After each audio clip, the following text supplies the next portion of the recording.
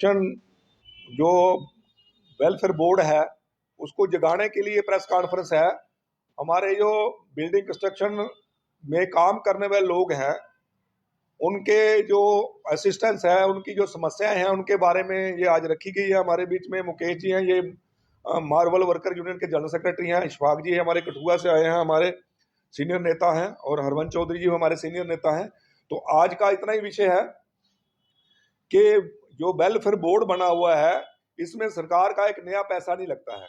जितना भी 10 लाख से ऊपर काम होता है, चाहे रोड है, ब्रिज है, टनल्स है, जहाँ प्रोजेक्ट्स बनते हैं, उनका सारा पैसा काट के सेस में आता है और ये पैसा ही वहां लोगों के वेलफेयर स्कीम के लिए लगाया जाता है जो worker building construction welfare board के द्वारा रजिस्टर है। लेकिन उसमें एक डेथ की स्कीम भी है। जिस वर्कर की डेथ हो जाती है उसको 2 लाख का कंपनसेशन दिया जाता है बोर्ड की ओर से।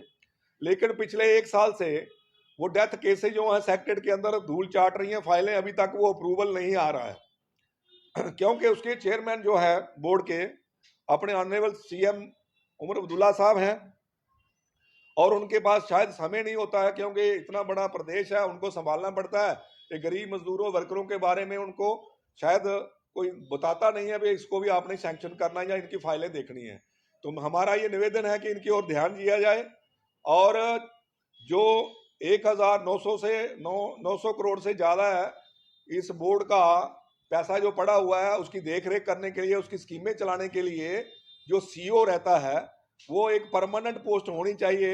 ये एडिशनल चार्ज में उसको दिया जाता है तो वो प्रॉपर फंक्शन नहीं होता है। इसके साथ मेरिटोरियस जो बच्चे, उसमें एक स्कीम है, जो बच्चे 10वीं और 12वीं में 90% से ज्यादा नंबर लेते हैं और बोर्ड उसको 50,000 रुपए का असिस्टेंस देता है। लेकिन पिछले 1 साल से वो भी जो स्कीम है, जो केस हैं वो सैंक्शन हुए नहीं हुए, वो सेक्रेटरीट के अंदर पड़े हुए हैं, कोई किसी को पता नहीं है। जब हम यहाँ डिस्ट्रिक्ट ऑफिस में पता करते हैं, सीईओ ऑफिस में पता करते हैं, वो बोलते हैं सेक्रेटरीट में फाइलें गई हुई हैं। लगभग 1 साल हो गया। इसी तरीके से जो मैरिज के केस हैं उसकी जो मैरिज स्कीम भी है उसमें जो बच्चे जो सेल्फ मैरिज करता है मजदूर, उसके 50,000 रुपया है। जो किसी की बेटी की शादी उसका 50,000 है। लेकिन वो भी प्रॉपर इसलिए नहीं है, उसमें अलग अलग तरह की हर्डल्स खड़े किए गए हैं कि पहले अनमैरिड सर्टिफिकेट लाओ जी, फिर मैरिड सर्टिफिकेट लाओ जी, और शादी के बाद 2 महीने के अंदर वो फाइल कंप्लीट करके ऑनलाइन करो जी। तो आपको पता ही है तहसीलदार साहब जो बैठते हैं, कहीं भी वर्कर किसी भी तहसील का होगा वो पहले अनमैरिड सर्टिफिकेट लेने जाएगा, फिर मैरिड सर्टिफिकेट लेने जाएगा। तो उस तहसील का ऑफिस में उनको और भी काम होते हैं, तो 2 महीने का टाइम बहुत कम है। हम ये मांग की है कि मिनिमम 6 महीने उसके लिए होने चाहिए। और अनमैरिड सर्टिफिकेट जो है इसका कोई तुक बनता नहीं है, ये अननेसेसरी रखा हुआ है। नंबर 3, जो जितने भी हमारे बाकी के एजुकेशन के केस हैं उसके पैसे पहले सैंक्शन करो फिर पैसा मांगो।